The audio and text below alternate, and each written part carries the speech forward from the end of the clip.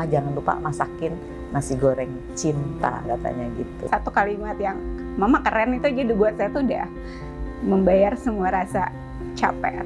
Mereka itu pasien dari RSKE, Rumah Sakit Ketergantungan ST. Karena Mama bekerja berhubungan dengan pasien, bekerja berhubungan dengan orang sakit.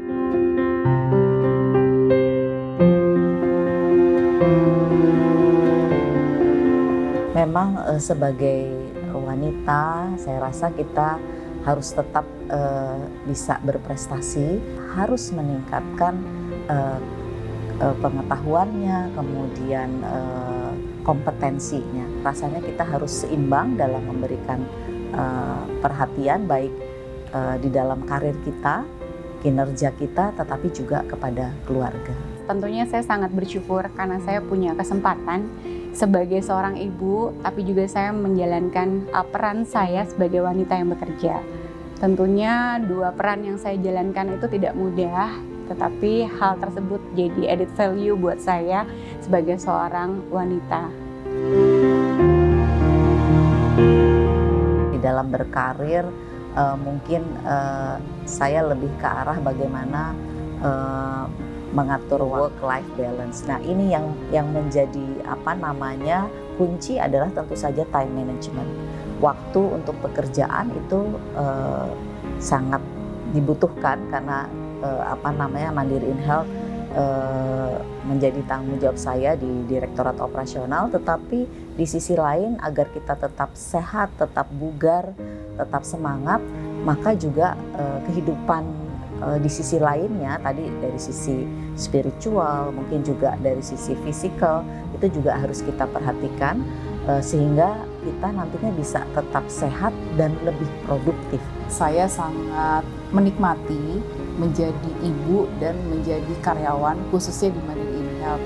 Karena dengan kondisi saya saat ini pun saya masih bisa membagi waktu untuk pekerjaan dan untuk anak-anak. Saya menggunakan waktu saya semaksimal mungkin dengan anak-anak itu justru memang ketika hari libur. Jadi memang mesti pinter-pinter sih mencari celah waktu kapan kita bisa sama anak-anak. Tugas saya sebagai PRO, Provider Relation Officer, yang memang untuk penjaminan tentunya secara umum job desk PRO itu kan penjaminan gitu. Jadi ya bisa disampaikan meskipun sudah pulang mengurus keluarga sambil juga mengurus penjaminan. Tapi alhamdulillah anak-anak tuh paham gitu, karena kenapa saya memang sudah sampaikan mama ini bukan bermain handphone tapi bekerja gitu. Jadi mungkin alhamdulillah baik suami ataupun anak-anak tuh support.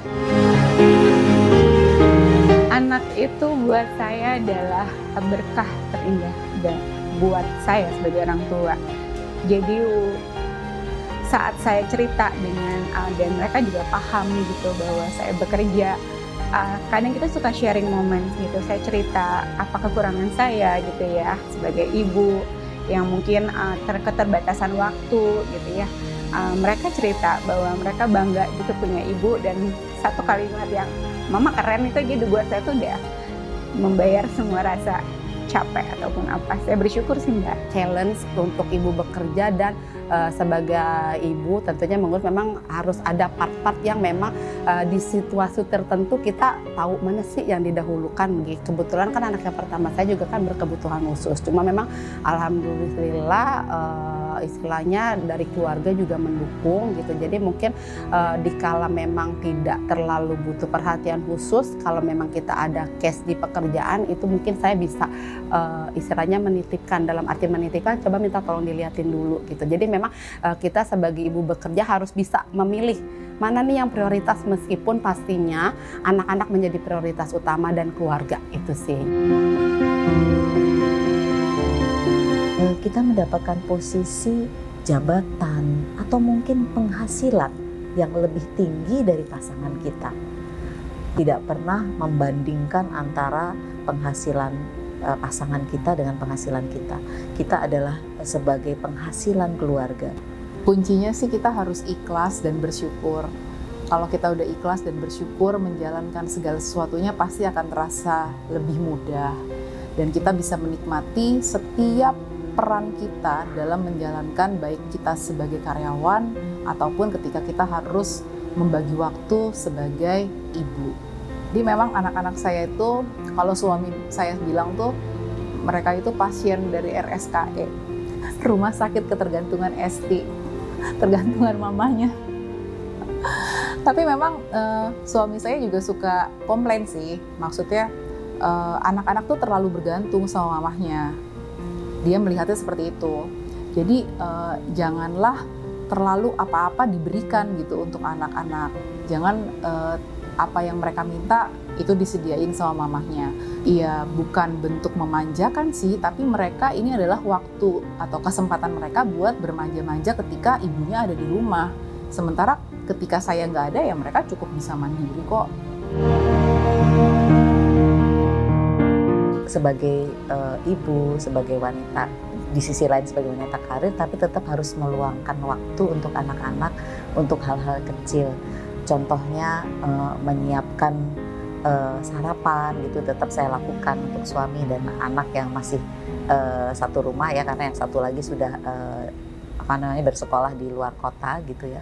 Tetapi kadang kalau dia pulang ke Jakarta gitu ya, kangen dengan masakan mamanya, walaupun jam 10 malam minta masakin nasi goreng gitu. Yang walaupun saya bilang, loh nasi goreng kan ada mbak yang bisa bikin.